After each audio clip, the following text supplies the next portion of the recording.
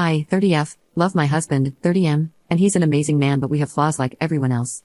We both aged out of foster care and met at a youth fulfillment program, basically a work camp that helps kids with no families learn the fundamentals of living, finances, and certificates. We were both 18 and stayed in contact after the program ended.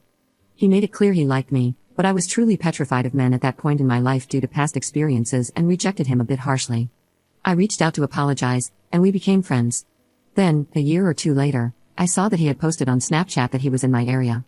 I asked if he would want to go on a date so I could practice being comfortable around guys, and he agreed. He never made a move, never touched me, never made weird eye contact. If I said no, he didn't ask a second time, not even as a suggestion. We went on these platonic dates for months, with nothing happening. One day, I asked for a hug, and then asked for a kiss, and he asked me to be his girlfriend. We got married a year after, and our 7-year anniversary is around the corner. We agreed we wouldn't even think about having kids until we were older since both of us were the product of young parents. We've really just focused on getting by using as little money as possible and saving up every dime to buy a house. Thankfully, we got our house a few months ago, and we were both able to quit our second jobs. For the first time, we only work regular 9-to-5s. I've discovered I really like gardening and baking, and I love having a real home. We have been discussing adding to our family by having a baby, and I feel very ready to be a mom. Scared still, yes, but ready. But my husband brought up how sad I would be if I had to quit since I've worked so hard. I told him I had zero plans to quit. I would only take maternity leave. Plus, my company allows maternal and paternal remote options for 1 year after birth, so I can just work from home if needed. I know it's a lot to do with a newborn, but giving up the security of my paycheck is simply not an option. He told me this was what we worked for, to make our own perfect family opposite from what ours were like, and I was blindsiding him by changing my plans. I told him no plan has changed. I can have a career and be a mom, and that plenty of women do it. He doesn't have to quit his job to be a dad, so why should I? He said it wouldn't work for a baby's needs, and I told him okay, since I make more money than you do, why don't you quit, and I go back to work remotely after healing from birth. That way, we have both hands on deck, and we don't have a severe loss of income as I make $89K while he makes $52K. He mentioned that if I trusted him fully, this shouldn't be a problem. I told him I trust him, but I don't trust our current economy. However, I left out that I genuinely think quitting my job with no savings and relying on a man is absolutely stupid. He had plans made previously with his parents and had to leave, so we said we would pick the conversation back up when he gets home. But he's very upset and madder than I have ever seen him before, and I don't understand why he just assumed I would quit. Not only do I not understand it, but it makes me trust him a lot less than I did yesterday. I have a bad habit of running for the hills when problems come up, and not gonna lie, this is making me really nervous. Update 1. It's been a few days since he came home and told me he met a girl at work, and that she's a better woman than me. She already has a son and will be a stay-at-home wife or girlfriend or whatever. He texted me right before I got off work and asked me to pick up food from one of our usual date night spots. I got home and noticed his car had boxes in it, and a woman I didn't know. I tried opening the door, but it was locked, and she just looked at me. What little was left of our savings, he took, along with both of our cats. I didn't see this coming at all, and I haven't told any of my friends yet. His adoptive parents have been dropping off food that I can't even force myself to eat. I'm kind of still in shock, and I wish I had a family to run to. I haven't answered any of his calls or texts, and he keeps trying to check in, asking if I'm okay. How the F would I be okay? I never thought he would be capable of cheating. I asked him to promise to tell me if there was ever someone else, that he would just tell me as soon as he knew, but they've been together for at least 6 months. So while he was calling me selfish for not wanting to put in my 2 weeks and be a stay-at-home wife, he was dating her the entire time, planning a future with her the entire time. When I asked him to go to therapy, he wouldn't. His parents think he's having some type of mental breakdown. I should have stayed afraid of him and avoided him. I should have chosen a better outcome for myself. I just feel like the same girl that no one wants to love anymore, all over again. I know what he did isn't my fault. I know I could never stop him, and really, do I want a man who doesn't want me? Of course not, but that just doesn't stop it from hurting. Update 2.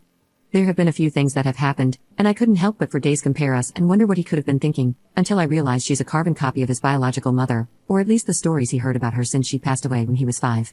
I hate that I feel bad for him still, even after what he's done. But we offered him support for his thoughts, we urged him to go to therapy. I even offered to pay for it myself, but he was too prideful. I lost both of my parents too, at an older age with even more core memories with them, so it wasn't a boat he was in alone, but he chose to act like it was, and wallow in self-pity. He called me on our 7-year wedding anniversary, minutes after midnight, whispering apologies and saying he feels so guilty. I asked for what, and he just said, well, you know. What we're going through. I told him, no, it's what you're doing. We are going through nothing. I was abandoned by my husband, exposed to God knows what while he was with her and coming back home to me. We were still having bedroom intimacy every day, so I made sure he knew just how disgusting I thought he was. Then he got angry and told me he only started cheating because I couldn't follow his directions. Excuse me, look where you led yourself. Our entire marriage, I pushed him career-wise. Hell, the job he is right now, I applied to on his behalf. Meanwhile, I'm pretty sure he doesn't, or didn't even know what my full job title is. I pushed him to reach out to the adoptive parents when he started getting family obsessed, but neither of us was ready for a kid. He went on about how I broke my promise first when I decided I didn't want to be a real mom by not quitting. That I was turning his adoptive parents against him because they are refusing to meet his new girlfriend. He blamed me again and then had the nerve to say that this could all be put on pause if I can learn how to make decisions that benefit a family and not myself. I asked point blank if he was insinuating that we could get back together if I quit my job. He told me yes, I will always love you, but you make things more difficult than needed. I hung up and blocked him on everything.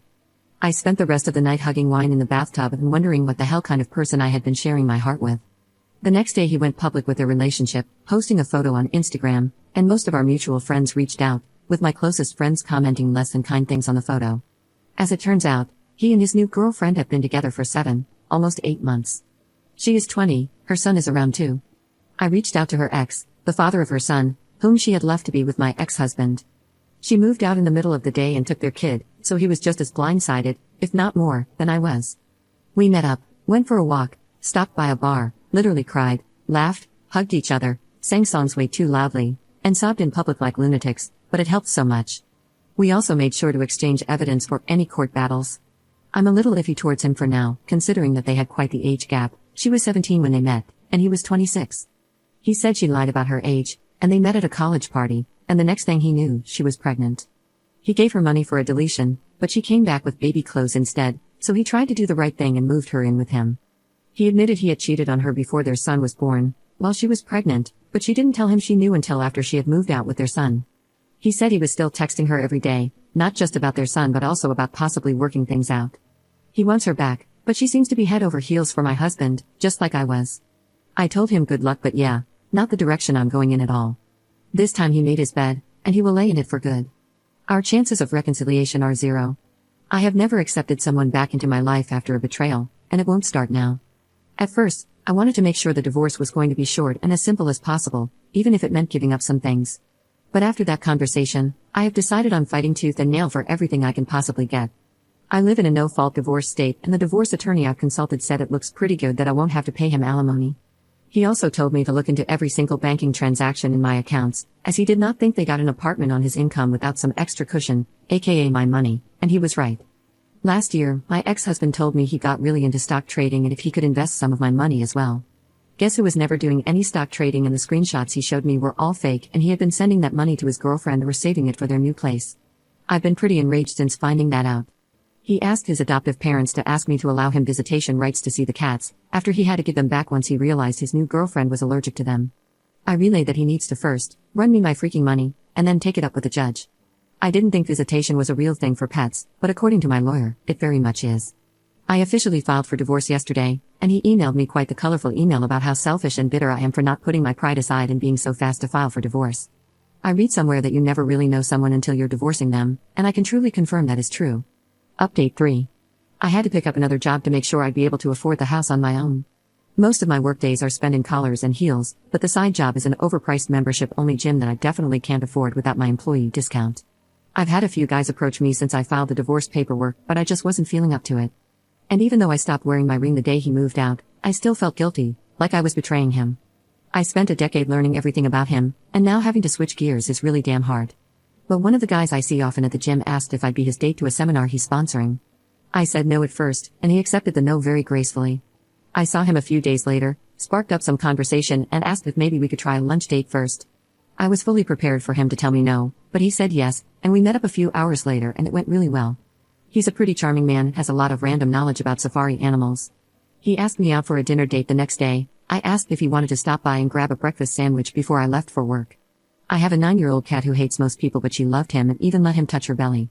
He dropped me off lunch at work and we met up for dinner, and ever since we've been texting almost nonstop.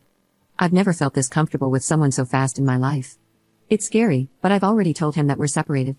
I haven't told him the nitty-gritty details, just that it didn't work out and we outgrew each other. The teenage girl I used to be would never believe this crap, but more than anything I'm grateful for the support of my friends who got me through the tough nights so I could make it to the good ones. Only up from here, I guess.